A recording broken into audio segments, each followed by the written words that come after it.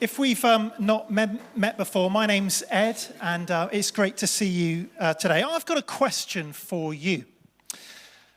What's the most challenging journey that you have ever been on? What's the most challenging journey you have ever been on? It might be because of how far it was. It might be because, there were delays on the way. It might be because, of where you were going or the particular route you took. And dare I say, it might be because of who you were traveling with. Don't look anywhere else. Just look straight ahead. No one will know. What is the most challenging journey that you have ever been on? For me, I feel like I've got far too many to choose from. I really do. Now, there was a time when I was 15 years old. I know it's hard to imagine, but I was once 15 years old. And I went with my family on a mission trip to Poland. And we drove all the way there and all the way back, camping on the way. Now, it was just after the Berlin Wall had come down, and we just had this amazing trip kind of through the old East Germany and West Germany and through into Poland. And Poland itself had only just kind of come out of communist rule. But that isn't what I remember the most. What I remember the most is my sister, my brother and I just rammed into the back of this car with all this camping equipment and these musical instruments. And I just remember us arguing the entire way there and the entire way back. Can you imagine it? Mum, Sam's touching my leg. He's on my side. Ask him to move out. We're just the whole way there and the whole way back. And this is the thing. I just have this whole 3 weeks, I just had one cycling magazine with me. Just one cycling magazine to get me all the way through 3 weeks. It was a very long trip. Probably mostly for my mum and dad, actually, than for us. And then I remember the journey back from Southmead Hospital just after our eldest son, Isaac, was born. Now, this 2-mile car journey, it took us about 45 minutes to get home. And that wasn't because of the horrendous traffic. It wasn't because we got lost in the way. It wasn't because we broke down. But we just kept stopping every 2 minutes, really anxiously looking around. Is he still alive? Is he still breathing? I don't know for you if you think about a story of a challenging journey that you've had in your life. But we often, don't we use journeys as a bit of a metaphor for life. We think about life as a journey. We're going along life's path. So there'll be times of great fun and great adventure on the way. Sometimes it'll feel like we're making great headway and we kind of know where we're going and the road feels really smooth and it feels straightforward. But we also know that at other times that actually the journey is going to be pretty hard work. That actually we'll face real obstacles and we'll face real setbacks on the way. It might be health issues. It might be like work's a real nightmare at the moment. It might be that we are victims of crime and abuse sometime in our lives. It might be that the people we're traveling with in life let us down. It might be that, your marriage is in a tough spot just now, that actually your children are breaking your heart right at the moment because of the choices they're making. It might be that a close friend has hurt you or has let you down. And for many, of course, it's not just in our society today, it's not just the physical challenges they face in front of them, but actually there's anxiety. There's this kind of fear of the unknown. There's so many what ifs that can run around our mind and make us feel a bit like, oh man. And I don't know, for some of us, I just wonder whether actually at the moment the journey just feels a bit boring. It just feels a bit unsatisfying. It feels a little like this isn't what I thought life was going to turn out like. You might identify with some of those things. I don't know how your life journey feels at the moment. But we're starting a little mini-series in the book of Psalms over the next 3 weeks called Songs for the Journey. And this is from the book of Psalms. And Psalms is made up of 150 songs, poems, and prayers. And actually, they're really, really wonderful if you've read the Psalms before. And in these 3 weeks, we're going to be kind of zooming in particularly on 15. We're not going to look at all 15, but particularly that 15 of these Psalms. And they're self-titled this. They're titled the Psalms of Ascent. The Psalms of Ascent. Now, actually, we're not given an explanation with these Psalms as to what that really means, what are Psalms of Ascent. But as we piece things together with the rest of our Bibles, actually, it's most likely that these were kind of a series of songs that were sung by the people of God on their pilgrimage to Jerusalem 3 times a year for sort of 3 big feasts. think of them a little bit like a special playlist for a road trip. They're kind of songs that are sung on the way. And most of these people traveling along the way, they would have been traveling in big groups of people. They would have been traveling in big communities of people, and they would kind of sing these songs all together on their way to Jerusalem. Now, for us, we're not traveling to Jerusalem 3 times a year for big feasts. But actually, these songs, they are for us too. They're for us as individuals. They're for us as a church community together. And let's just say this. This may be a popular and unpopular opinion, but in terms of enhancing our lives, they're so much better than anything you hear at Eurovision. They really are. They are great songs. They're great songs. And this morning, we're kicking off with a cracker, Psalm 121. And I'm going to invite Bev up now, and she's going to sing it to us. That'd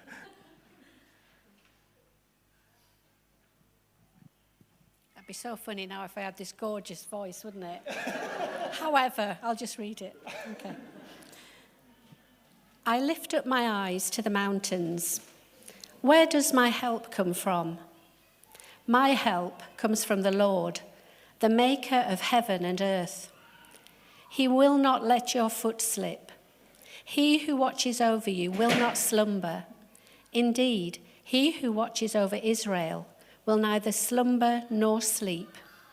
The Lord watches over you. The Lord is your shade at your right hand. The sun will not harm you by day, nor the moon by night. The Lord will keep you from all harm. He will watch over your life. The Lord will watch over your coming and going, both now and forevermore. Thank you so much. That was quite melodic, actually, wasn't it? That was good. The journey to Jerusalem on foot, it would have been quite a perilous journey. Actually, they would have feared perhaps being attacked on the way. They feared sort of robbers sort of creeping out. And actually the roads and the conditions would have been very unlike kind of some of the journeys that we have today. They would have been quite harsh.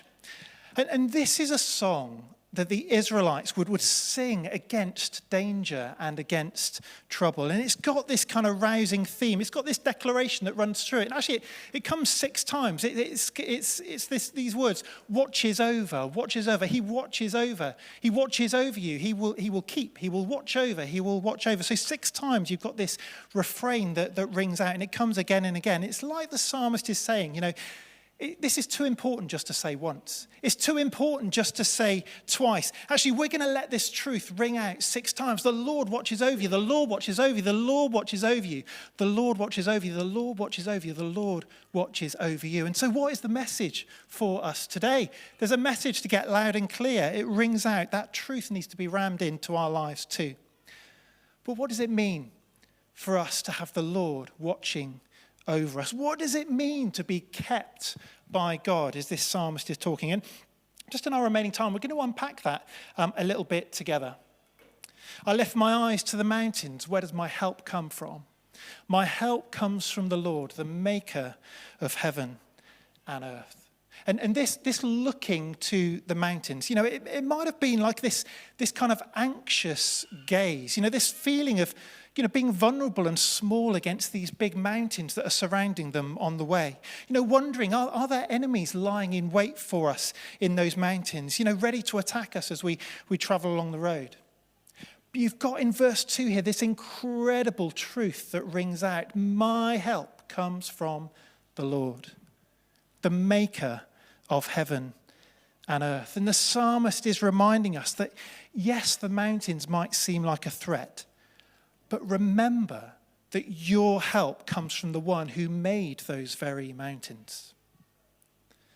That your security is in the one who is the maker and the ruler of the whole earth. He's the one who made these mountains. He's the one who knows these mountains. He's the one who watches over these mountains and who watches over you. And for us, what are the circumstances in your life that feel like kind of big mountains around you? Because it's easy to fix our eyes And it's easy to fix our attention on those things, isn't it? They might be worries and problems. They might be failures that we've experienced. They might even be threats of physical danger or illness. But, this psalm gives us an alternative. Fix your eyes on him. He is where our help comes from. He will keep us. He will watch over us. There's no issue or there's no problem. There's no threat that is outside of his care or outside of his reach. And we're encouraged to remember that, every challenge that we face in our lives, every threat that arises in our lives, it's arising in a world that God made. And it's arising in a world where God rules and where he ultimately reigns. And so this is a song for us to sing when the mountains feel very big around us and they feel threatening. A bit later in the Bible, Acts chapter 4, the first believers are being threatened by the Jewish authorities, and they're being warned not to preach the gospel to anyone. And actually they come together and they pray a prayer that's very similar to this psalm. They say, so it reads this in Acts chapter 4, they raised their voices together in prayer. Sovereign Lord, they said, you made the heavens and the earth and the sea and everything in them.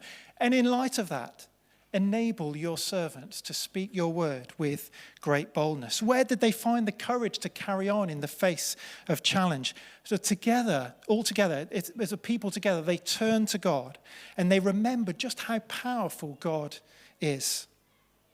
And they remembered that he made all of the heaven and the earth in which these threats were taking place. And I know for me, one of my biggest needs in life is that actually at the beginning of every day, one of the things I do each day is just kind of look through my diary and just say a quick prayer through my diary for the day. And as I think about what I face, one of my biggest needs is to remember God's power and God's authority over everything that I'm going to face in the day ahead, that he is my source of help. And for us as a church here, actually for us together, one of our biggest needs together is to recognize and declare God's power in this world today. We need to recognize that it's his help that we need to look to in a very challenging world. It's one of the reasons why we sing songs together, just like these psalms were singing on their journey. Actually, it's a coming together, and it's a reminding one another, and it's a declaring to the world around us that actually there is a God who wants to help. There is a God who rules over all. Remember his power and authority. And then we go on to verses 3 and 4, where we get this wonderful description of God who watches over us. We read here of God who is attentive, and he's a tireless watcher over us, that he's active in his care for us. He doesn't go to sleep on the job. He doesn't get weary from watching over us. He doesn't, like we do get so much, he doesn't get distracted by things that other things going on.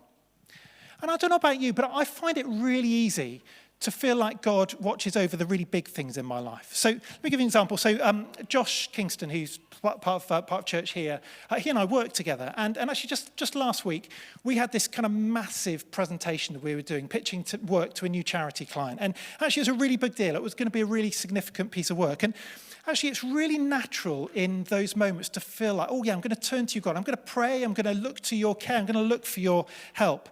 And of course, that's absolutely true. But here's the thing, God also watches over the very little things in our lives, the minutiae of our lives, the cleaning of the bathroom, the changing of the nappies, the falling asleep at night, the brushing of your teeth.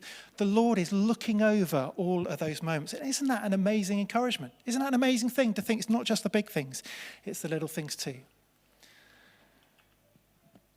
And then, as we look at verses 5 and 6, the Lord watches over you. The Lord is your shade at your right hand. The sun will not harm you by day, nor the moon by night. And the Israelites were traveling along these roads. And actually, it was probably a lot of time in scorching heat. It was arduous, it's exhausting. I mean, we don't really get a feel for it at the moment, the weather the way it is. But you know what it's like when it's really, really hot. What they're celebrating here is the Lord is your shade. That actually what shade does, doesn't it? It brings respite, it brings refreshment, it brings relief on a hot day. And for us, when the pressure is on, when the circumstances around us are pressing in, actually one thing the Lord does is bring refreshment to us. He brings restoration to us. He brings that spiritual refreshment. And we're going to take a little chance today to pray for those who need to know his refreshment. But this is a bit funny, this mention of the moon. Why is there a mention of the moon? Is it just kind of poetry? Is it just sound neat to talk about the sun and the moon? Surely the moon is harmless. Surely the moon is not something that's going to kind of harm us at all.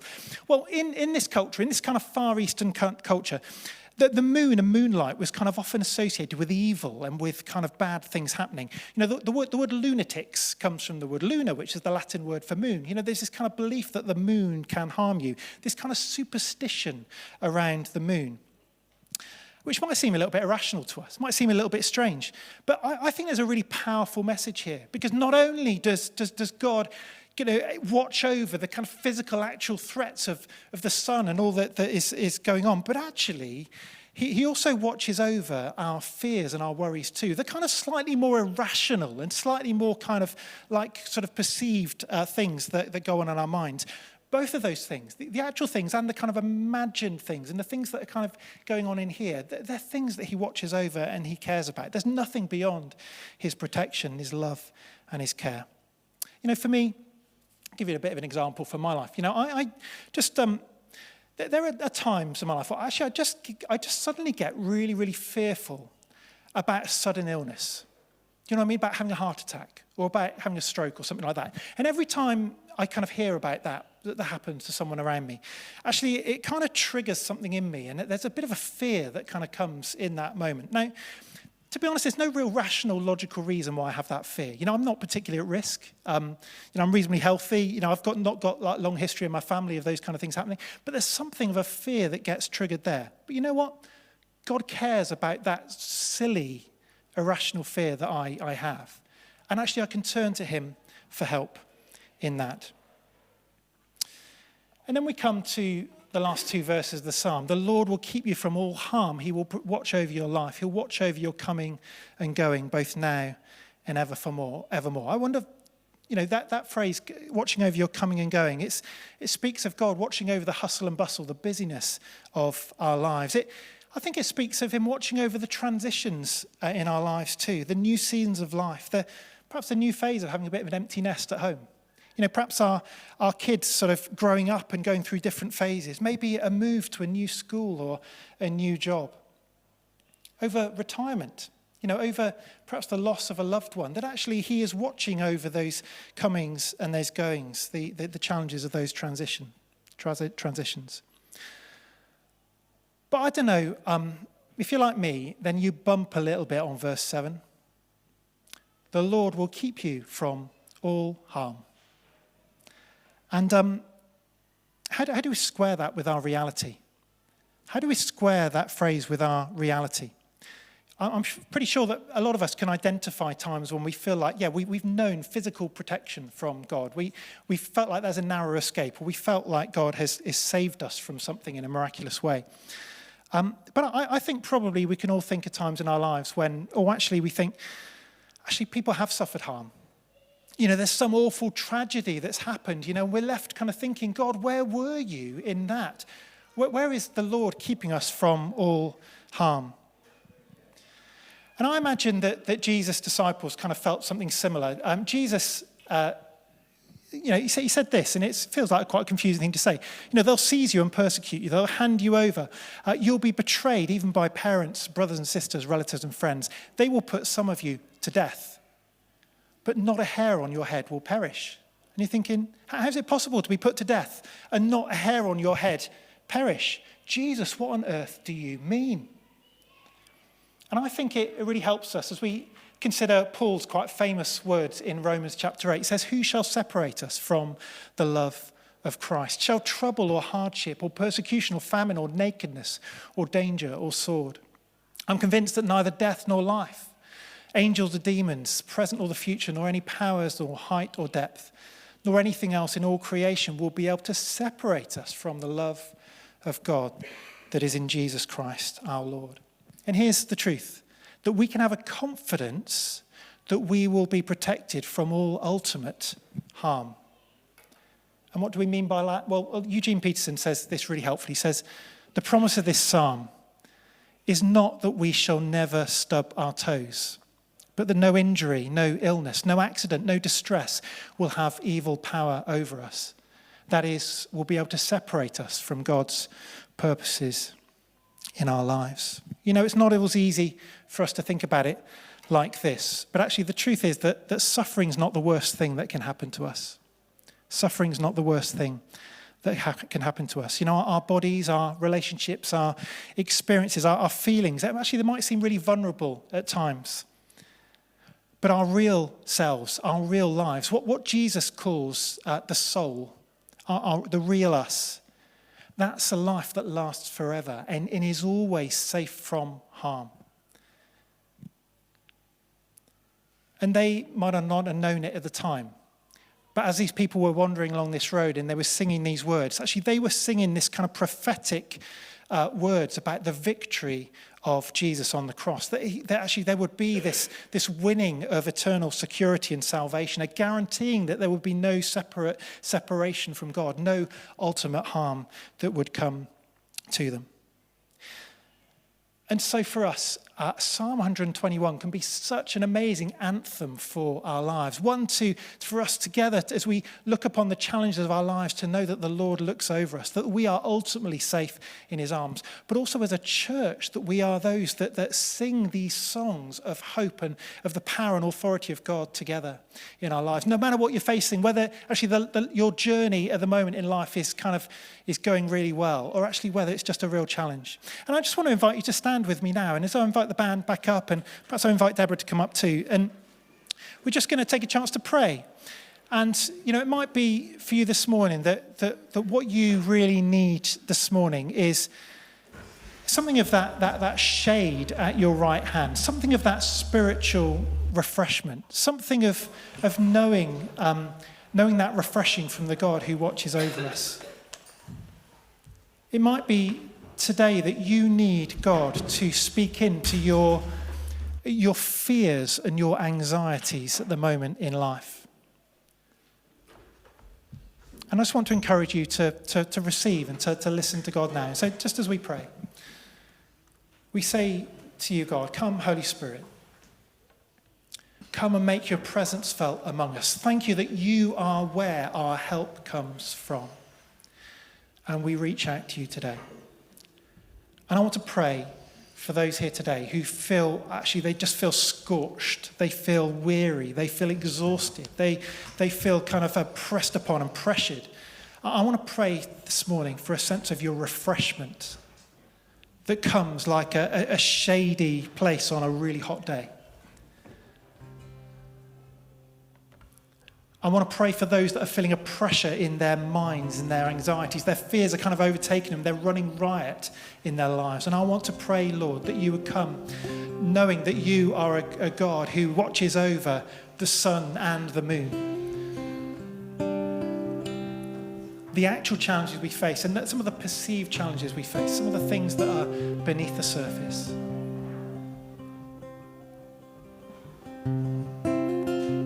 We say, Lord, you are where our help comes from.